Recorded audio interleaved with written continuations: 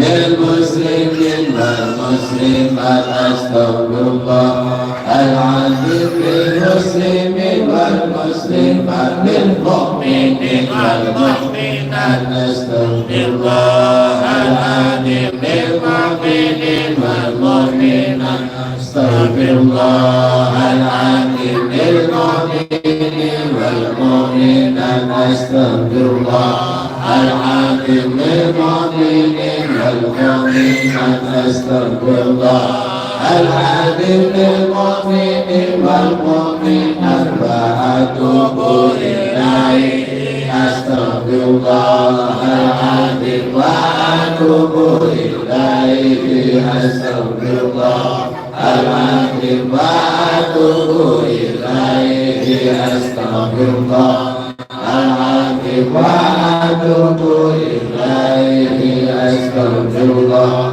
العظيم وأتوب إليه أستغفر الله العظيم وأتوب إليه إنه كان غفارا أستغفر الله العظيم إنه كان غفارا أستغفر الله العظيم إنه كان غفارا أستغفر الله العظيم إنه كان غفارا أستغفر الله العظيم إنه كان غفارا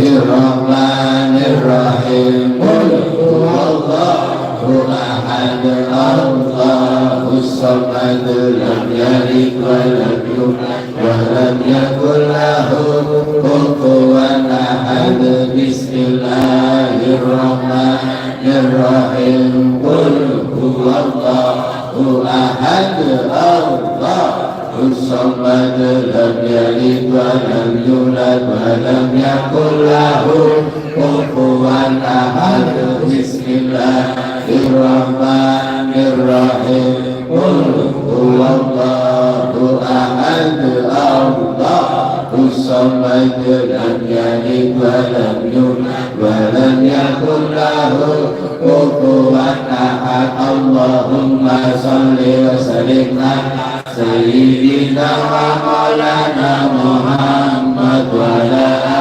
سيدنا ومولانا محمد اللهم صل وسلم على سيدنا ومولانا محمد وعلى سيدنا ومولانا محمد الصلاة والسلام عليك يا رسول الله الصلاة والسلام عليك يا رسول الله الصلاة والسلام عليك يا رسول الله الصلاة والسلام عليك يا رسول الله الصلاة والسلام عليك يا رسول الله صلى الله على محمد صلى الله على محمد صلى الله على محمد صلى الله على محمد صلى الله على محمد صلى الله على محمد صلى الله على محمد صلى الله على محمد يا حبيب يا عليم يا خبير يا مبين يا حبيب يا عليم يا خبير يا مبين يا حبيب يا عليم يا خبير يا مبين يا حبيب يا عليم يا خبير يا مبين يا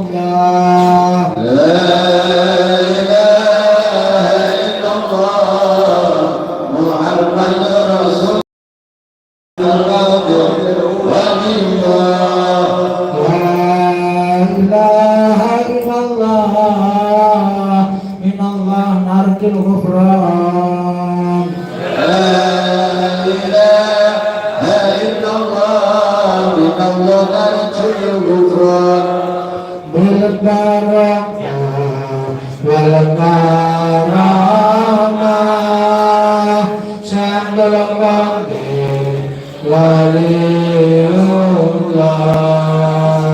bisabah Nabi Muhammad biidznillah waridullah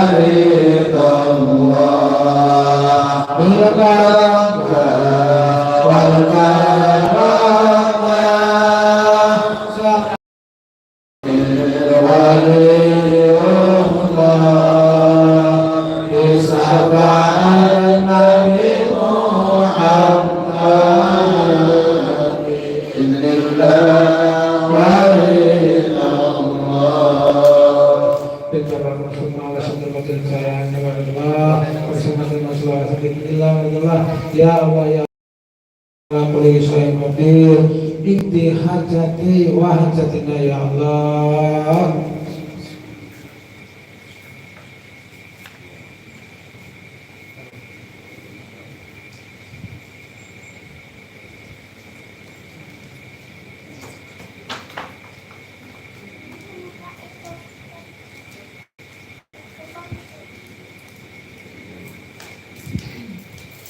Al-Fatihah.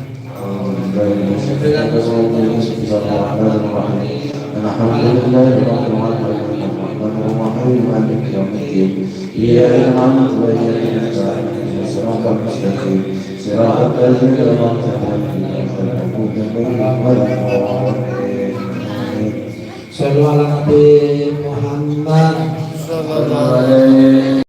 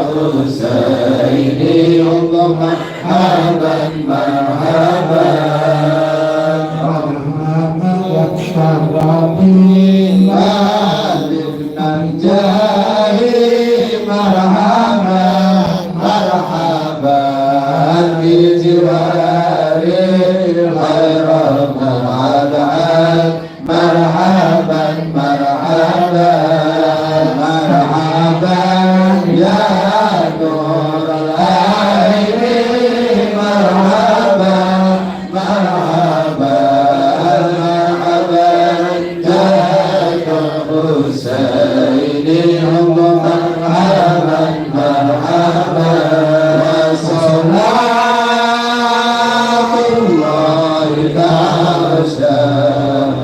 أشرف الرسل محمد وسلام المستقيم كل حين يا رجانا صلى الله على محمد مرحبا صلى الله عليه وسلم مرحبا صلى الله على محمد مرحبا صلى الله عليه وسلم مرحبا ربي فاجعل مستجبنا يا الله آيات حسن الختام يا الله ربي اغفر لي ذنوبي يا الله ببركة الهادي محمد يا الله واهدنا ما قد سألنا يا الله من عطاياك الجسام يا الله ربي اغفر لي ذنوبي يا الله ببركة الهادي محمد يا الله واخرج بالأرواح منا يا الله بلقاء خير الأنام يا الله ربي اغفر لي ذنوبي يا الله ببركة الهادي محمد يا الله وابلغ المختار عنا يا الله من صلى يا الله ربي اغفر لي ذنوبي يا الله ببركة الهادي محمد يا الله صلى الله على محمد صلى الله عليه وسلم صلى الله على محمد يا ربي صل عليه وسلم.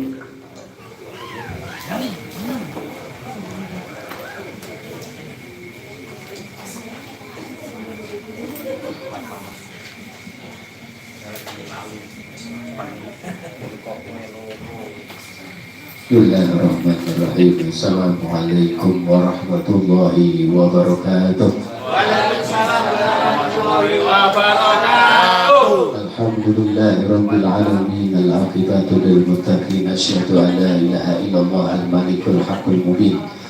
Asyhadu anna Muhammadan abduhu wa rasuluhu shadiqul wa'dil amin. Allahumma shalli wa sallim ala sayyidina Muhammad وعلى آله وصحبه أجمعين. أما بعد فقال تعالى في كتابه الكريم وأصدق القائلين أعوذ بالله من الشيطان الرجيم بسم الله الرحمن الرحيم لئن شكرتم لأزيدنكم ولئن كفرتم من عذاب لشديد إلى آخره. صدق الله العظيم. أما بعد بإذن تعالى بالشفاعة رسول الله الهدية وكلمات شرها خصوصا خاص هذا المعالج كتاب تحقيق القول مبنى والبندان وأشري وروس حضر بحسن خاصة للمن محمد بن أمرنا محمد الشفاعة محمد إسان عبد الموتن بنتار وشنبتان أرواح جمال مكلام وأشري وآخرنا الشرقاء ببركتهم وكرامتهم لهم الفاتحة.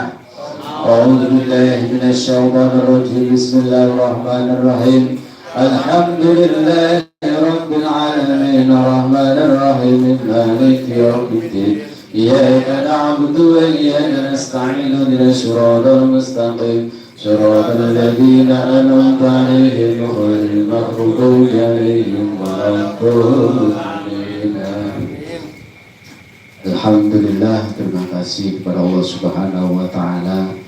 Kita sholawat kita curahkan kehadirat Gusti Kanjeng Nabi Muhammad SAW dan para hadirin jamaah sesepuh bini sepuh, para ajengan, para masyayikh, wabil khusus yaitu Syaibal Majelis Bapak Ustadz Iskandar, Bapak Ustadz Mu'alim, Bapak Ustadz yang lain, dan Ustadzah mungkin yang hadir di tengah-tengah malam hari ini, tanpa terkecuali yang dirahmati dan cintai oleh Allah Subhanahu wa Ta'ala. Alhamdulillahirabbil alamin. Dan alhamdulillah, terutama saya Fakir pribadi, saya mengucapkan banyak-banyak terima kasih atas partisipasinya doa para hadirin jamaah malam Khamis maupun malam Jum'ah yang alhamdulillah kita khususkan kepada ibu saya yang alhamdulillah sekarang sudah sehat sembuh, alhamdulillahirabbil alamin.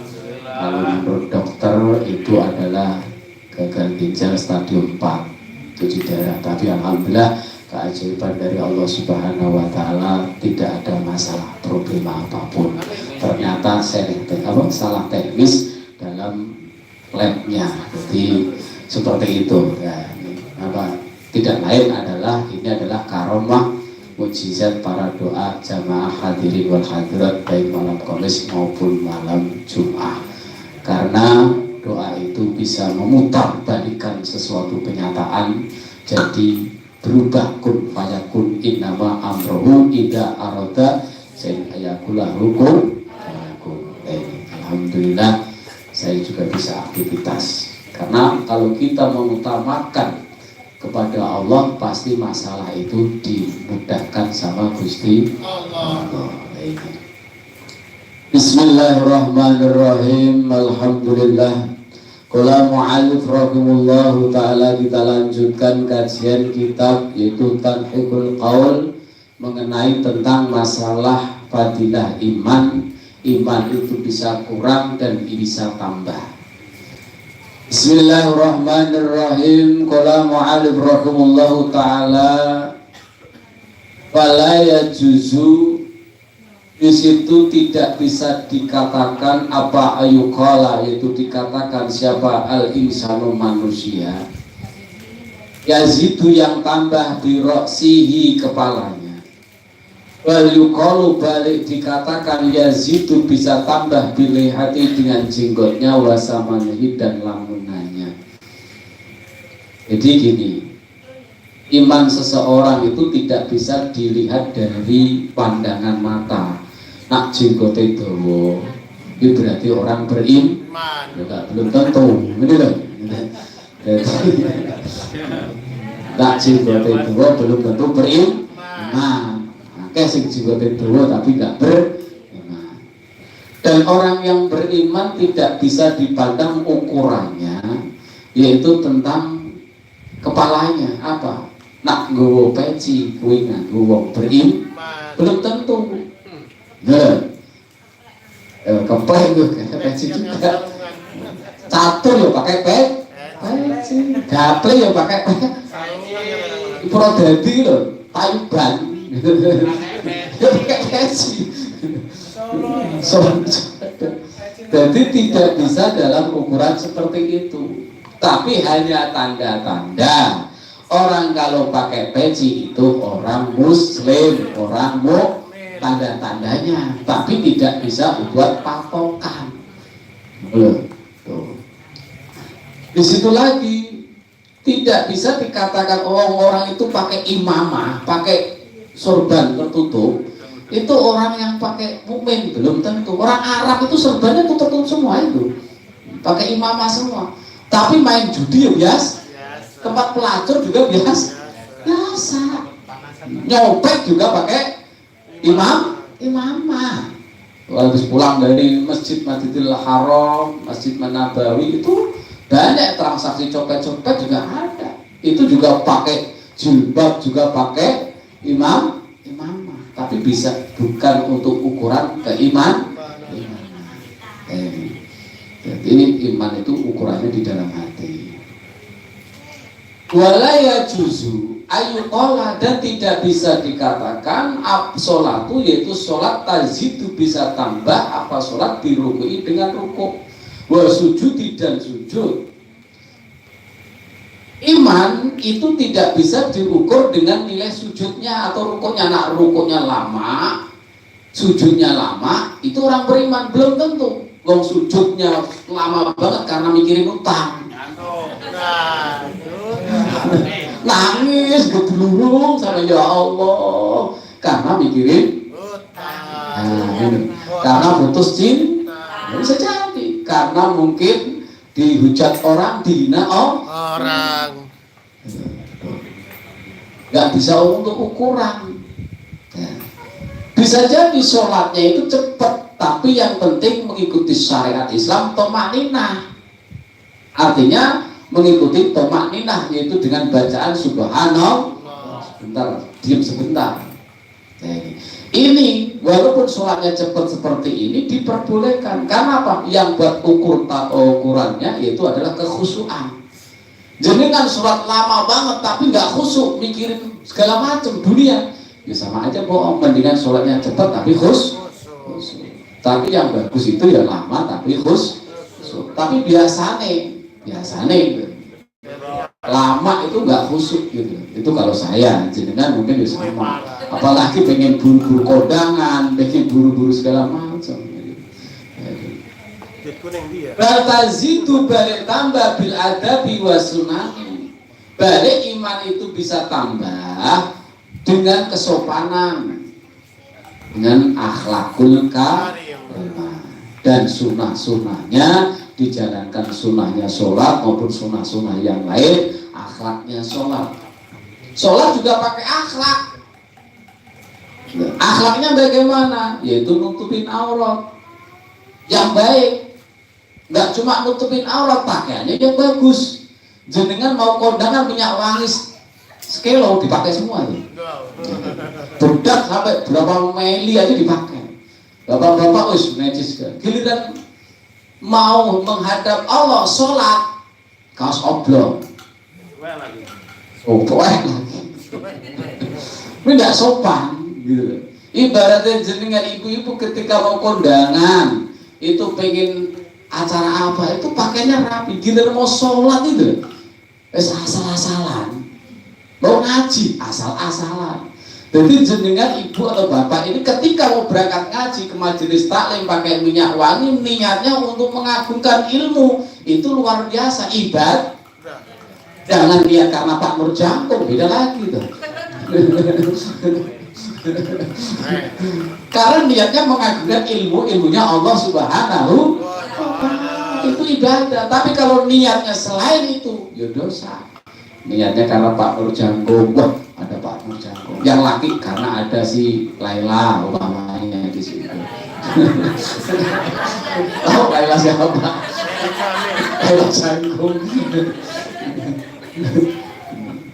Yang laki pakai yang rapi, sholat pakaian rapi, gitu. Dan mau ngadu Pak RT aja pakaiannya rapi, gitu. Mau sholat kaos oblong doang, gitu. Pakai celana kolor doang, gitu. Itu tidak pas, gitu. Tidak sopan kayak gitu. Bismillahirrahmanirrahim. Qala mu'alif rahimahullahu ta'ala fahada tasriku bi anal imana la wujudun summa ba'dal wujubi yakhtalifu halu bizyada wa naqsoni.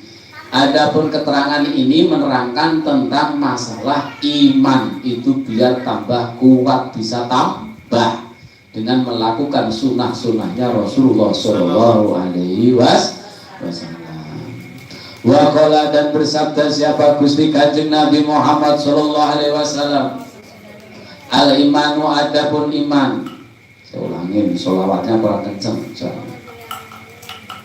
Jadi jenengan kalau dengar Nabi Muhammad sholawat, maka kalau kita pengen hidup bahagia dunia akhirat, sholawat sering saya katakan. Kenapa harus sholawat? Laulah andai kata nggak ada Nabi Muhammad, nggak ada dunia. Maka ketika kita pengen menggenggam dunia pengen kita tubuhkan, kita harus punya senjata, kita adalah Nabi Muhammad Sallallahu Alaihi Wasallam. Orang yang sering membaca sholawat gak bakalan kekurangan masalah rezeki, kesehatan maupun ekonomi. Dunia dipegang soalnya. Dengan siapa senjatanya? Rasulullah Shallallahu Alaihi Wasallam. Nah ini, maka ketika dengar Nabi Muhammad langsung jawab Allahumma sholli. Waqala dan bersabda siapa Nabi Gusti Kanjeng Nabi Muhammad Shallallahu Alaihi Wasallam. Al-imanu adapun iman itu nisfani, yaitu ada dua bagian. Fanis pun adapun sebagian fil supri di dalam sabar anil maharimi dari beberapa perkara yang haram. Wanisbu adapun separuhnya itu fis sukri di dalam syukur alil amali taat, yaitu tentang amalan perbuatan taat. Dalam sabdanya Gusti Kanjeng Nabi Muhammad Shallallahu Alaihi Wasallam, iman ini digambarkan seperti semangka.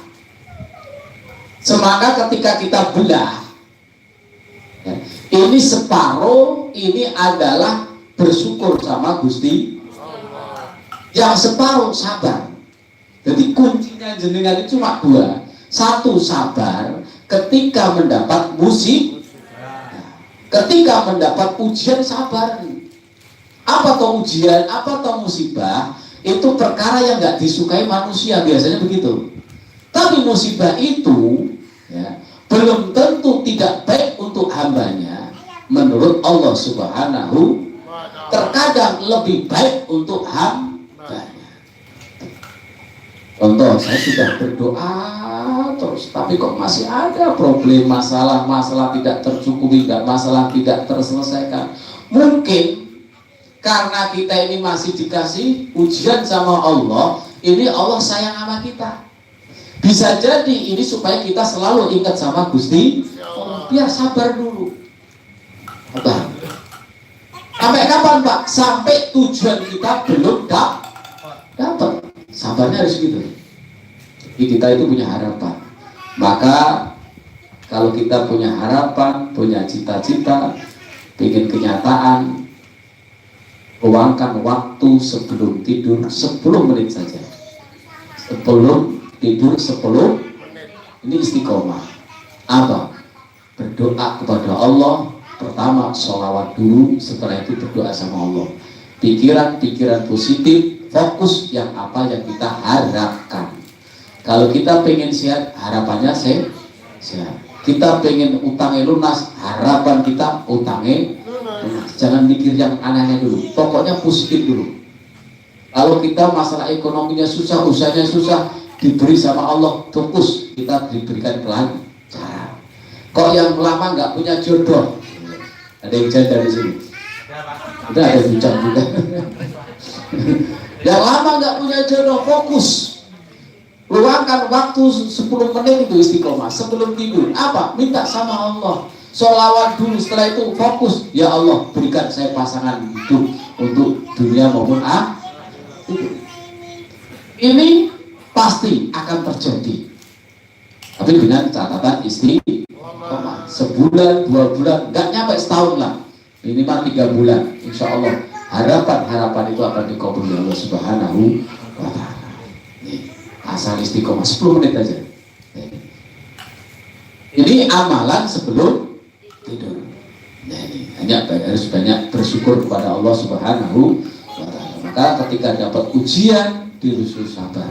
Yang separuh apa? Banyak bersyukur. Jadi kalau kita sering ngeluh terus, itu malah mendapat ujian terus, masalah tidak selesai-selesai. Tapi kalau kita bersyukur sama Allah Subhanahu wa Ta'ala, alhamdulillah, bersyukur apa yang sudah kita punya, ini akan ditambahkan oleh Allah Subhanahu wa Ta'ala. Sudah saya katakan, bapak saya sendiri ini hanya modalnya bersyukur sama sabar. Itu bapak saya. Waktu ngaji cuma ngaji di kampung, tapi jasadnya itu kering.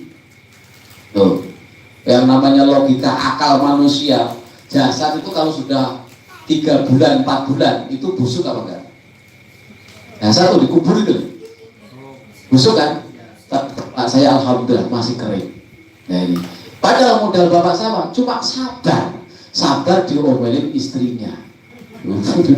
Ibu saya itu bawel, Bapak saya itu kalau diomelin istrinya diam tuh kayak diam aja tuh, nggak pernah bantah. Itu sabar.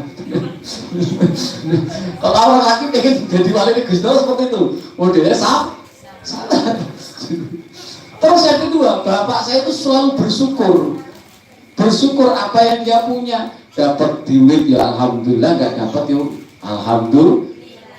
Dikasih istri ibunya, dikasih ibu saya beliin rokok ya dirokok, kalau nggak dibeliin ya nggak rokok, tetap bersyukur sama istrinya. Padahal ibu saya tuh mohon maaf itu yang luar biasa, tapi bapak saya bersyukur punya istri nggak ditukar tambah gitu kan. Seperti itu. Nah, ini alhamdulillah saya membuktikan sendiri. Kenapa saya bilang begitu? Karena ada sebelahnya bapak saya meninggal, ibaratnya nyampe kuburan digali nyinggol bapak saya. Ternyata bapak saya jasadnya masih utuh. Padahal bapak saya mohon maaf ngajinya nggak fasih. Al-Fatihah itu nggak fasih. Tapi jadi mudin di kampung begitu. Tapi alhamdulillah itulah yang namanya sabar dan bersyukur. Jadi jenengan kuncinya dua, sabar dan bersyukur. Sabar tentang masalah perkara yang dilarang oleh Allah jangan dijalankan. Syukur atas kenikmatan sama Gusti Allah.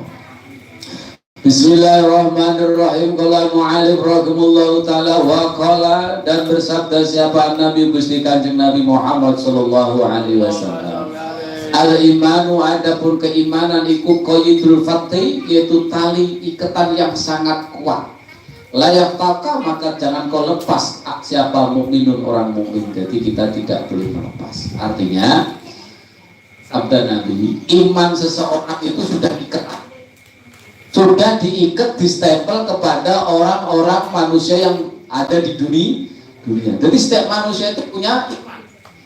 Nah, iman itu sudah diikat sama Gusti Allah. Tapi kalau kamu lepas, maka jangan dilepas. Khatamallahu ala qulubu.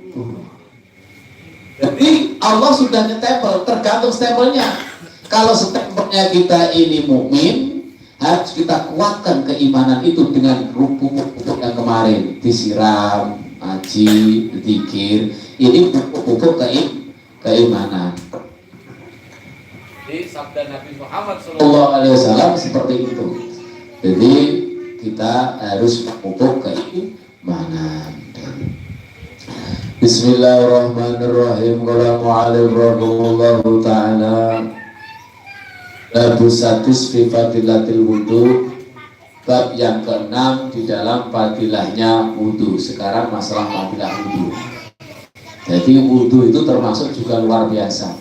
Ruwiya ani Dohaka ani Abi Hurairah. Riwayat dari Abi Hurairah radhiyallahu anhu. Anna husmunya Abi Hurairah. Itu kola Rasulullah Gusti Rasul sallallahu alaihi wasallam, ma min abdin, tidak tergolong manusia, hamba wa imratin, dan perempuan, tawaddoa yang wudu, fahasanal, maka memperbaiki siapa orang tadi al wudu'a kepada wudu.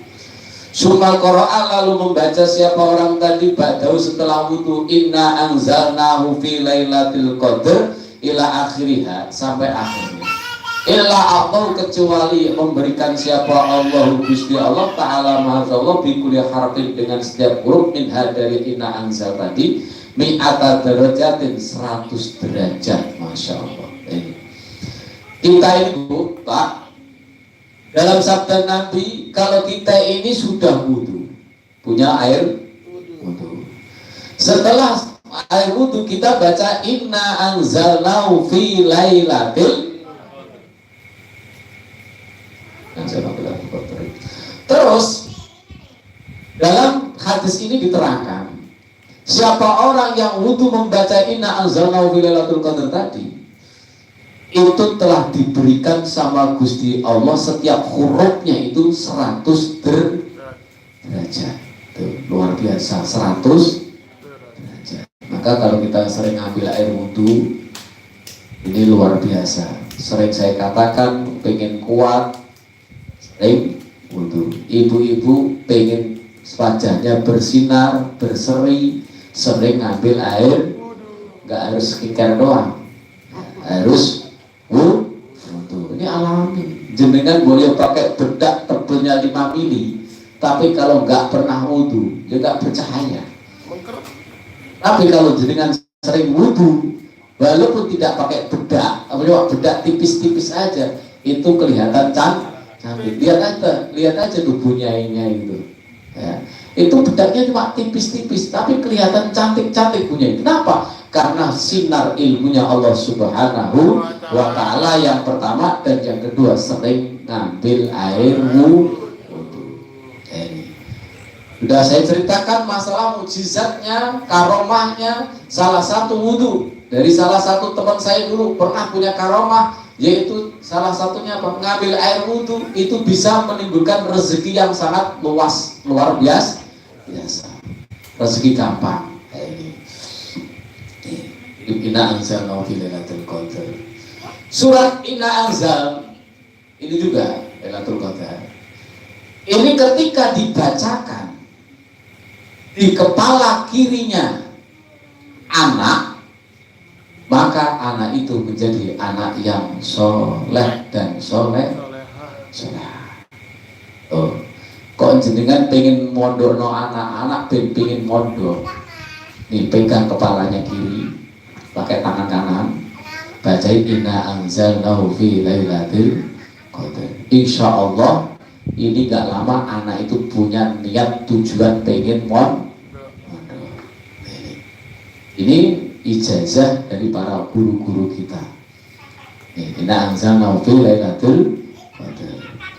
Dan anak yang baru lahir dibacakan Inna anzalnahu fi lailatul qadar kuping kiri, kuping kanan surat Ikhlas, maka Inna anzalnahu fi ini anak terhindar dari perbuatan zina.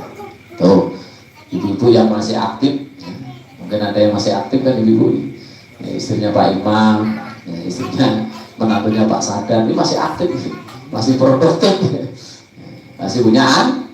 Nanti kalau anaknya lahir, itu bacain Inna anzalnahu fi lailatul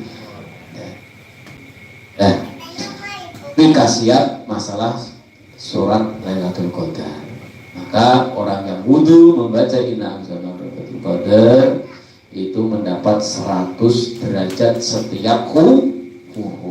Padahal itu berapa huruf, bayangkan. Itu derajat di mana, Pak? Bisa derajat di dunia, juga lebih-lebih derajat di akhirat. Wa khalaqallahu ta'ala min kulli qatratin qatrat min wudu'i. Masya Allah. Malakat.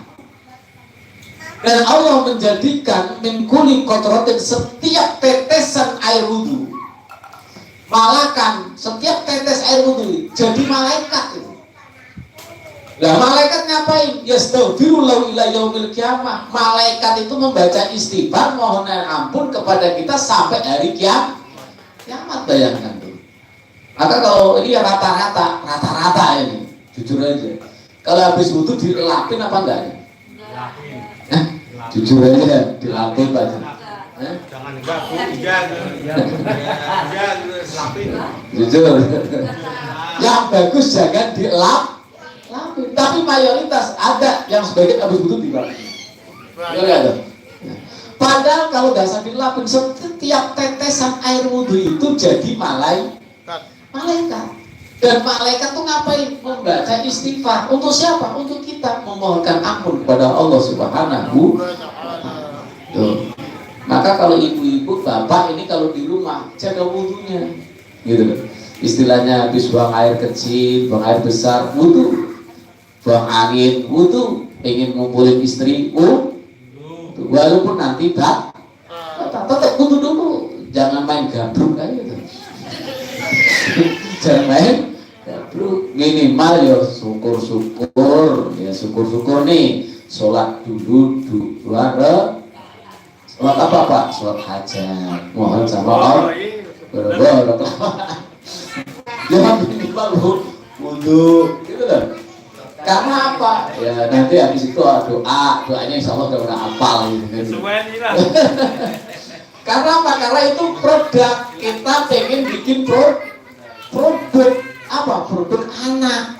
Jangan sampai setan ikut campur. Kadang kita kagak, wes asal gabung wudu kagak, wudu cuci kaki juga.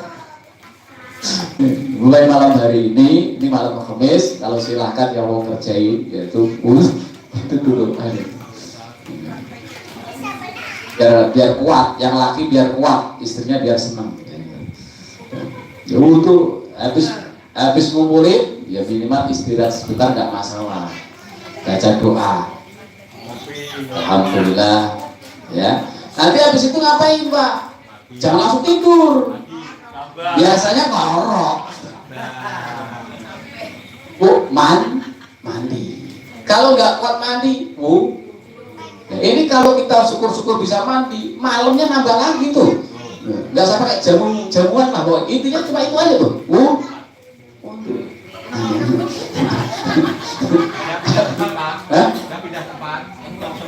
Ya mau pindah tempat nggak masalah, yang penting minimal ngambil air wudhu syukur-syukur mandi. Tapi dengan satu, ini mohon maaf, ini yang kita kan orang Islam, jangan sampai melakukan kita sampai kok belum ngambil air, habis kumpul istri atau suami kok belum ngambil air wudhu atau mandi, kok minum atau makan di pakangan. Sebab orang yang junub kok belum ngambil air wudhu atau mandi, kok minum atau makan, itu bisa menimbulkan sifat dan kefakiran miskin. Maka rezekinya susah. Yang lebih mengerikan juga gampang umure cepet mati. Ini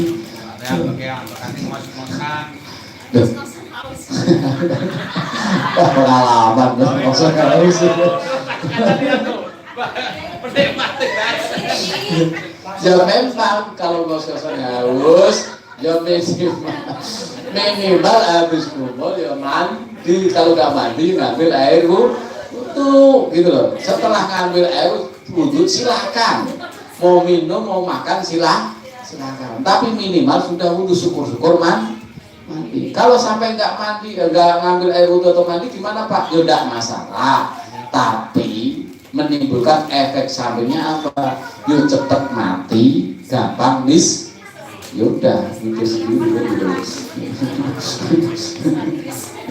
Nah, dampak positifnya apa Pak kalau mandi atau wudhu? Cepet tambah kuat, bisa nambah gitu. Bisa nambah lagi. Tenang Pak, gak malu Pak.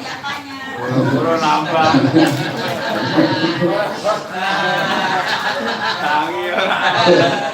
Nah, gara-gara Lita itu karena jarang mandi.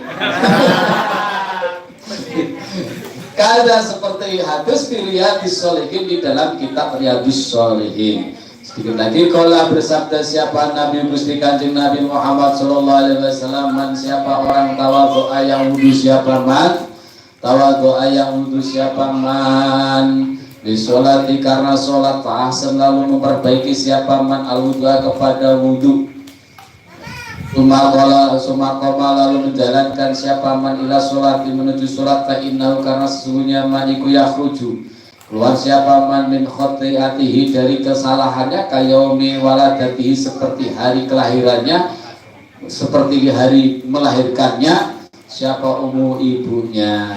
Dari sabda Nabi lagi dalam kitab Riyadhis Shalihin diterangkan, siapa orang yang wudhu pengen sholat. Nih mohon maaf, contohnya sekarang ini kita punya wudhu nih, belum batal, kita belum sholat isya, kok mau sholat isya kok wudhu lagi, bagaimana Pak? Itu lebih baik walaupun kita masih punya wudhu. Malah digambarkan seperti hari yang waktu itu ibu melahirkan, seperti bayi yang baru lahir. Jadi berarti apa? Kita tidak punya dosa. Maka memperbaiki wudhu itu lebih baik. Maka seringlah wudhu. Ya, maka banyak kiai-kiai yang menjaga wudhu, terutama itu yang sudah toreko itu selalu menjaga wudhunya. Kayak guru kita putranya Bayi Syafaat, Gus posesif. Yang waktu di Bandung itu loh, ya, itu jaga wudhu itu semalam bisa nambah 7 kali 4 kali gitu. Tahu pokoknya nambah 7 kali 4. Nah, gitu. Ya kuat. Dengan amalan la kerja aku rasulun min anfusikum. Pokoknya intinya wudhu lah. Ini resep untuk bapak-bapak ini, resep bapak. Biasanya bapak kan tekcur ya. Maka banyak mandi dan banyak wudhu. Ini seperti itu. Jadi biar dosa-dosanya dihapus oleh Allah Subhanahu wa Ta'ala.